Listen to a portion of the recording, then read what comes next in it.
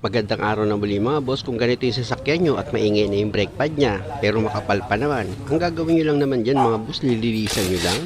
Ang unang gagawin nyo lang naman dyan is tatanggalin nyo itong gulong. Siyempre naman para malinis mo itong brake pad. At pag natanggal mo na yung mga nut dito sa gulong, o tanggalin mo na yan. Tapos dito ka na ngayon sa brake caliper mo, pumesto.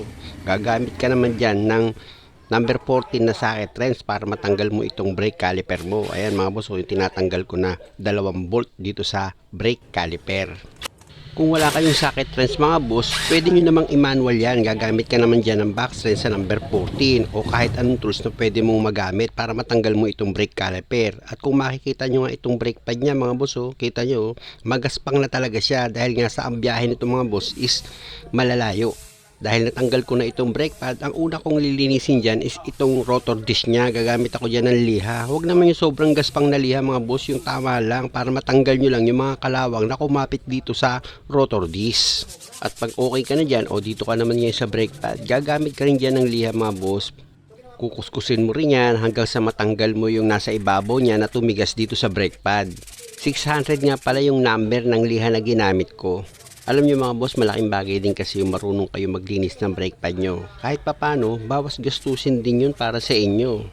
Pangalawa, pag nasimulan nyo na yung paggawa ng sasakyan nyo, ay ang sarap na gumawa sa mga bawat susunod na araw. O ito naman ngayon yung pangalawang brake pad yan mga boss, kung makikita nyo, di ba? Nililiha ko rin yan. Ganun lang naman gagawin nyo mga boss. Kung makapal pa itong brake pad at hindi naman siya stock up, pwedeng lihahin mo lang itong brake pad kung maingay siya. Matatanggal na yung ingay niyan. At pag okay na mga boss, o gagamit ka ngayon ng brake cleaner kung may budget ka lang naman. Pero kung wala, pwedeng punasan mo lang ng basahan yan. Ito kasi mas gusto ni customer na gamitan ko ito ng brake cleaner. Kaya okay naman yun. Sa bag-spray naman mga boss, napakadili lang. Nakita nyo naman kung paano ko ginagawa, di ba? O pag na-spray nyo na itong rotor disc nya, pati itong brake pad, o patuyuin nyo lang yan. Tapos pag tuyo na, punasan mo muna itong rotor disc ng tuyong basahan.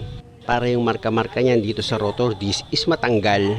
Para hindi ka naman mahirapan kung lilinisan mo ng basahan itong rotor disc mo. Nakita mo, dinidikit ko lang naman yung basahan, di ba? Tapos itong rotor disc, iniikot ko. O di ba, mas madali lang gawin. At dahil nga sa malinis na yan mga boss, pwede mo na ngayon ilagay itong brake pad mo. Sa paglagay naman ng brake pad mga boss, madali lang yan. Dahil itong brake pad mo at itong brake caliper holder mo, iisa lang itsura nila. Bali ang gagawin mo dyan is ilalapat mo na lang itong brake pad mo dito sa brake caliper holder. Kumbaga nakabakat na yan mga boss ididiin mo na lang itong brake pad mo. Pag naikabit mo na itong brake pad mga boss, dito naman tayo sa kabilang side ng brake pad. Ayan mga boss, napakadali lang. O kung titignan nyo, di ba may gatla dito sa brake caliper holder. Ipapasok mo lang itong brake pad mo doon sa gatla ng brake caliper holder. Unahin mo sa baba, tapos dito naman sa taas. Pag tapat na, tulak mo. O di ba? Kabit na siya. Magkano rin yan mga boss kung ipagagawa nyo pa sa labas, napakadali lang naman. Natuto ka na, nakatipid ka pa. At dahil okay na dyan mga boss, lagay ko na itong brake caliper nya. Sa paglagay naman ng brake caliper mga boss, napakadali lang. Nailapat nyo na yan dito sa brake caliper holder nyo at tumapat na siya sa paglalagyan nyo ng bolt, pwede mo na ngayon ilagay itong 2 bolt nya tapos ipakapit mo na yan dito sa thread nya. Tsaka mo ngayon siya gamitan ng impact wrench mo. O kung wala ka naman, kahit yung back wrench mo, i-manual mo na para mahigpitan mo na itong 2 bolt na number 14. Tapos pwede mong i-check kung okay naman yung ikot nitong rotor disc. At pag okay naman, pwede mo na ngayon ilagay itong gulong niya. Sa paglagay naman ng gulong nito mga boss, napakadali lang. Siguraduhin mo lang maayos yung pagkakasentro mo ng gulong dito sa mga stud niya. At pag naipasok mo na yan, o pwede mo na ngayon ilagay yung mga nut ng gulong. Na pag naipakapit mo na yan sa thread niya, o pwede mo na ngayon gamitan ng impact wrench mo yan para higpitan ng maayos. Tapos ikutin mo itong gulong. Check mo kung meron siyang sabit. Kung okay naman siya, wala siyang kumikis-kis, o pwede mo na ngayong iwanan yan. Dito ka naman ngayon sa kabilang side. Ganun lang siya kadali. Di ba mga boss? Kung kayo yung gagawa ng sasakyan nyo, hindi naman kayo mahihirapang gaano. Tapos dito naman sa kabilang side, gagamit ka ulit yan ng pantanggal mo ng gulong. Kung wala ka namang impact wrench, pwede naman gamitin mo yung tie wrench mo lang. Pwede rin yun mga boss. At pag natanggal mo na itong gulong, o dito ka na ngayon sa brake caliper mo, gagamit ka ulit dyan ng number 14 na socket wrench. Tatanggalin mo yung 2 bolt dito sa brake caliper mo. Ayan mga boss, kung nakikita nyo, di ba tinatanggal ko na itong 2 bolt nya. Pag naluwagan nyo na yan mga boss, pwede mo nang bunutin itong 2 bolt dito sa brake caliper mo. At ito naman brake caliper mga boss, nakita nyo, inangat ko na yan. At yung brake pad naman yan, pwede mo na ngayon tanggalin. Pero kung makikita nyo itong sliding pin niya mga boss, maluwag pa yan walang problema. Kaya tatanggalin ko lang dito is itong brake pad niya. 24 model kasi itong sasakyan mga boss. Kaya lang itong sasakyan ginagamit itong pangbiyahe. Itong si customer, maselan ito sa sasakyan. Every 4 months gusto niya itong mga preno niya laging malinis. Kaya nga kung mapapansin nyo itong brake pad niya kahit na 24 model yan at malalayo ang biyahe, makakapal pa. Kaya ako naman nasasabi yan mga boss dahil na-experience ko na yan kapag malalayo ang biyahe. 6 months lang pag chinek ko yung mga brake pad nila, medyo manipis na Samantalang ito malapit nang matapos yung taon. Kita nyo naman makapal pa itong brake pad niya. At pag okay na yung pagkakalinis ko dito sa brake pad mga boss, dito naman ako ngayon sa rotor disc niya. Gagamit ulit ako dyan ng liha. Lilihain ko itong rotor disc niya para matanggal dyan yung kalawang na kumapit. At pag okay na ako sa paglinis dito sa rotor disc mga boss, dito naman ako ngayon sa brake pad. Gagamit ako dyan ng brake cleaner. Lilinisan ko itong brake pad niya para kung meron kumapit na malagkit dito sa brake pad is matanggal. Gaya nga ng sinabi ko mga boss, napakadali lang naman linisan yan. I-spray mo lang naman itong brake pad. Wala naman masyadong big deal dyan. At pag okay ka na sa brake pad, dito ka naman ngayon sa rotor disc. Kung gusto mo, habang ini-spray mo yan, iniikot mo itong rotor disc, pwede rin. Basta ang mahalaga, malinis mo lang itong rotor disc ng brake cleaner. Kung meron ka namang budget, pero kung wala, pwede naman punasan mo lang yan.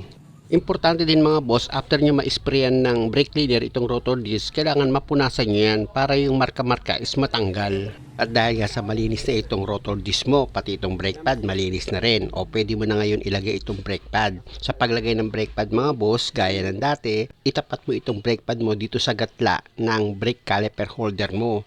Pagtapat na dyan sa baba, dito naman sa taas, ganun din, itatapat mo rin siya. Pag magkatapat na yan mga boss parehas, saka mo ngayon siya idiin. O diba, madali lang naman maglagay ng brake pad. Kung kayo ang gagawa, hindi naman kayo ganun mahihirapan.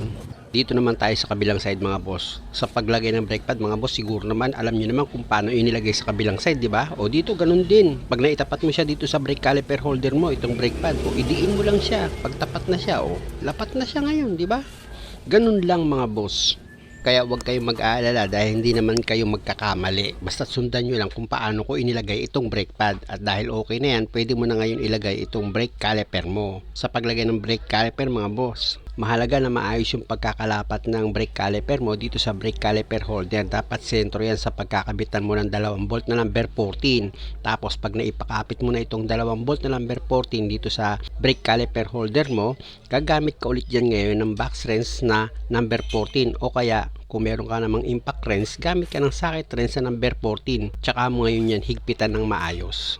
At pag okay na yung pagkakahigpit mo, ikutin mo itong rotor disc kung may sabit pa siya. At pag okay naman na, pwede mo nang ilagay ngayon itong gulong. Sa paglagay ng gulong mga boss, siguraduhin mong maayos ang pagkakahigpit mo ng mga nut. Dapat pag hinigpitan mo yan, yung tamang higpit lang, huwag naman yung sobra-sobra.